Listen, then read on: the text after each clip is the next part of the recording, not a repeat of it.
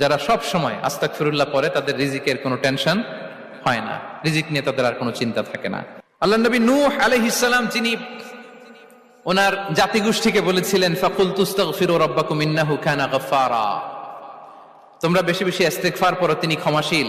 ইস্তিগফার করলে কি হবে? ইউরসিলিস সামাআ আলাইকুম মিদরারা, রহমতের বৃষ্টি বর্ষণ হবে, তোমাদের জমিগুলো উর্বর হবে। ওয়া ইউমদিদুকুম বিআমওয়ালি ওয়া বানিন, আল্লাহ তাআলা তোমাদেরকে সম্পদে বারাকা দিবেন, সন্তানে বারাকা দিবেন। ওয়া ইয়াজআল লাকুম জান্নাতিন ওয়া ইয়াজআল লাকুম আনহারা, তোমাদের ফসল ক্ষেতগুলো সবুজ শ্যামল হয়ে ভরপুর হবে, তোমাদের রিজিকে বারাকা নেমে আসবে। তাহলে আমরা যেন বেশি বেশি ইস্তিগফার করি। বিষ্ণু ইসা ইসলাম বলেছেন মান লাযামাল ইস্তিগফার জাআলাল্লাহু লাকুম মিন কুল্লি দিকিন মাখরাজা ওয়া মিন কুল্লি হাম্মিন ফারাজা ওয়া ইয়ারযুকহু মিন হাইসু লা ইয়াহতাসিব, যে সব সময় ইস্তিগফার পরে তার কোনো টেনশন থাকে না, তার জীবনে দুশ্চিন্তা আসে না, আর এমন জায়গা থেকে আল্লাহ রিজিকের বন্দোবস্ত করে যেটা সে কল্পনাও করে নাই। সুবহানাল্লাহ বিহামদি। আমরা যেন বেশি বেশি ইস্তিগফার করি।